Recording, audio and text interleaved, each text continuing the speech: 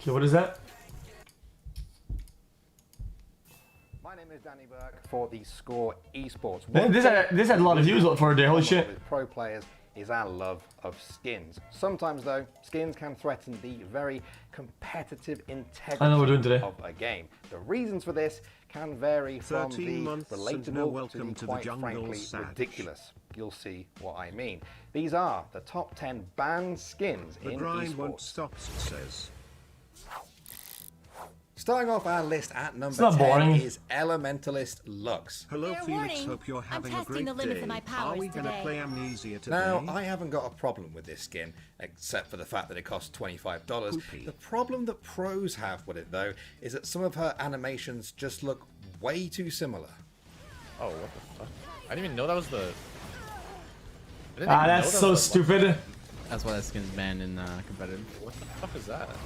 I've been playing League for quite a while now, and even I can't tell the difference between her bind and her slow, and I like... Chat, I feel like if it's banned for pros, it should be banned for competitive. knowing if I'm about to be stuck in place and getting a giant laser shoved down my throat. It's nice to know, you know? Taking number 9 on our list are all of CSGO's player skins, which were banned within days of being released.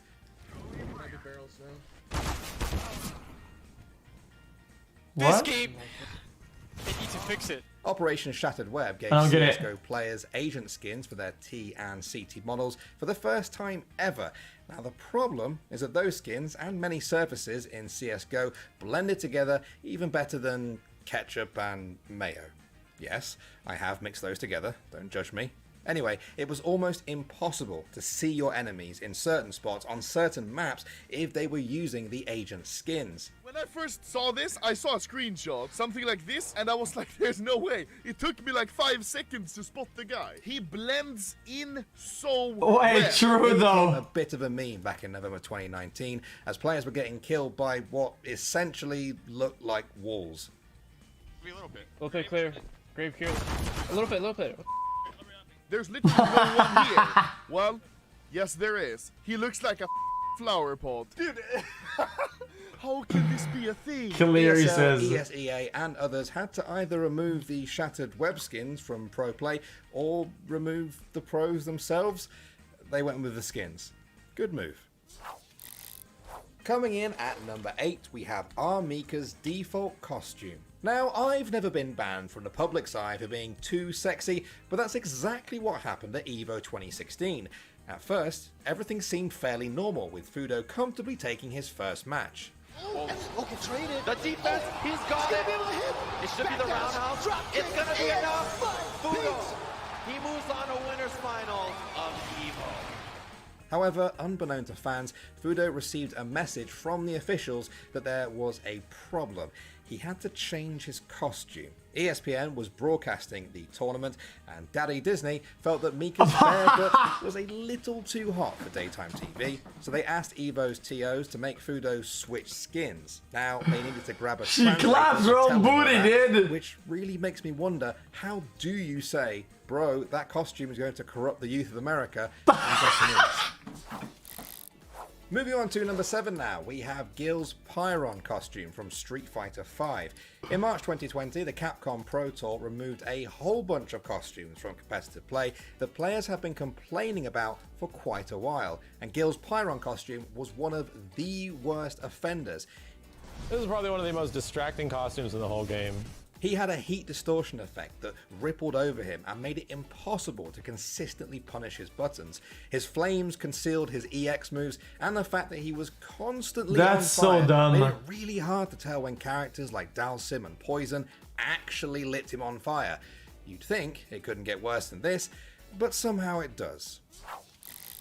That's Coming very in dumb. at number 6 now, we Ash will have pay the winner. Siege's Ember Rise skins. Just like CSGO's Shattered Web agent skins, these skins let Siege players go full Predator on certain parts of some maps, but somehow it got way worse. You blend in with walls, and you don't know what operator you're playing against. And it's for like every character pretty much. There are 50, like, every character. It didn't take long for players to start complaining about its visibility issues, and G2, then the best Siege team in the world, even went all in. Chat, it's like it's why I always love games like Overwatch and whatnot, because characters have an outline, right? That depends on your render skill, right? So if your render skill is really low, the line becomes more blurry and bigger, and the higher it is, the smaller it is, right? But there's always a red line where you can definitely see, okay, that's an enemy. Okay, this is not an enemy, and you can tell the difference. Make sure they had the competitive edge. I like that a lot. Gave us the money to buy the skin as a business expense because it was necessary to win. Secure the bomb. They paid us money to buy the Ember Rise skin. Eventually, ESL brought the ban hammer down on Ember Rise. It only terrorized Pro League for about 6 weeks, but I'm sure it will stay with Pengu for a lot longer than that. This guy's literally a wall, dude. Moving on to number 5 now, we have Sweet Tooth Soul from Smite. Yes, Naked? You heard it, Smite. The game you either forget to love or love to forget. By the way, it doesn't get talked about enough in my books. This skin may look too sweet to cause any harm, but don't let the bubbles fool you. In April 2020, Smite banned Sweet Tooth Soul because her visual effects, particle effects, and audio cues, everything about her basically was, and I quote, too intense. Why? I think you're ready for this jelly.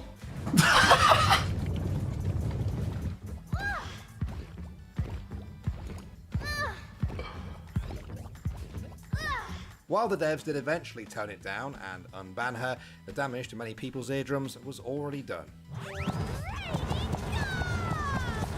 Yeah, that's kind of annoying though. Next up at number 4 now, we have Blitzcrank. Oh, that's so dumb.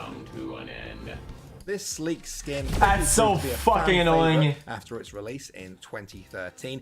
It kind of looks to me like if Apple made Steam golems. It all came down to his Q, rocket grab. The wire connecting Blitzcrank's arms to his body is considerably more difficult to see than in the base skin. Yeah. It was already tilting enough when Chat, one trick that I always have this skin is as soon as the hook starts coming out, you have to look at where the fucking the line is going. base skin. You can't look at the hook It's itself. already tilting enough when you get hit by it, but somehow Riot made it even worse. However, many skins like Blitzcrank did receive some updates but still have minor discrepancies that can't really be fully solved without completely changing the skin.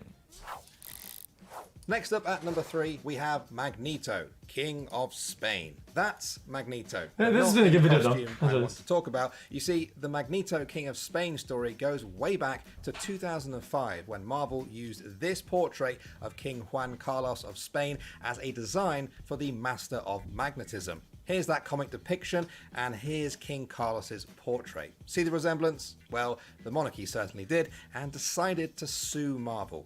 I sacrifice for mutant kind. But I don't see. Wait, I don't see the comparison at all, though. Yes, I don't know what this person did or whatever. I'm not a big history dude, but I mean, longer face, different nose, different eyes, eyebrows, different wrinkles, different under nose thing. Oh, it's the uniform. Oh shit. Okay. Marvel. I sacrifice for mutant kind. Lawyers only sacrifice their dignity. Oh, my bad. Fast forward to 2012, and Capcom tried to stick the same outfit into Ultimate Marvel vs. Capcom 3 as a costume for Magneto.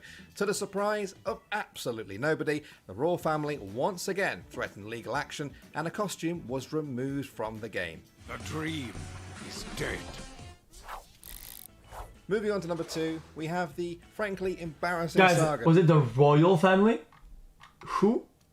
Who did that? Of Nyx. A swing from Laxing, but he's got 5 seconds to find the 3 remaining members of Disrupt, and he's not getting past that shotgun blast of Nyx at all, sitting on the diffuser. Yes, he's a player. We'll get to the skins. Trust me. Nyx caused a real stir during Stage 1 of the Rainbow Six NAL when he broke the no skins rule not once, not twice, but 3 times. He played Buck, Mira, and Mute and used banned operator skins each time. Like, just don't have the skins on. I don't know, like once or twice like it makes sense, but like I'd be surprised if they were calling that many like out of the blue plays to where they had to like change skins. He was saying that like Casper the Friendly Ghost was on his PC changing everything, so Nyx's team lost the game. Guys, he was quick to apologize. In all fairness, they should have something like Blizzard does when tournaments. They have like no skins. On Twitter for the like, mistake, it's forced. stating You that shouldn't his let the PC players had loaded choose. an old cloud save, and somehow that made him use a bunch of illegal skins. That's just dumb. I believe him, but that does sound a bit like the dog ate my homework of esports excuses.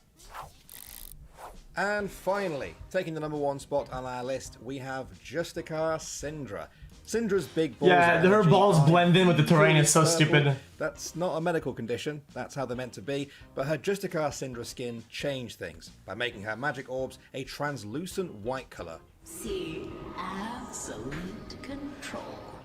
As cool as it looks, many players found the lighter orbs difficult to see, and if you can't keep track of her balls, you'd run the risk of being smashed to death by them. Faker had laid down orbs. There's the ult onto Nagne now. Oh, and a nice Faker with the plays onto Nagne. That is Faker. While Riot has never officially banned this skin from pro play, it has been I forgot how these maps looked. Holy quite shit. a while now, and many amateur leagues have publicly banned Justicia Syndra over the years. Well, there you have it, guys. That was a good video. I enjoyed that. About banned skins that just sort of makes me want them even more, you know? Luckily for me, though, I'll never have to worry about that because I'm not a pro. That's just another reason why I chose not to be a pro. Yeah. Right, that was a good video. Square Sports is pretty good.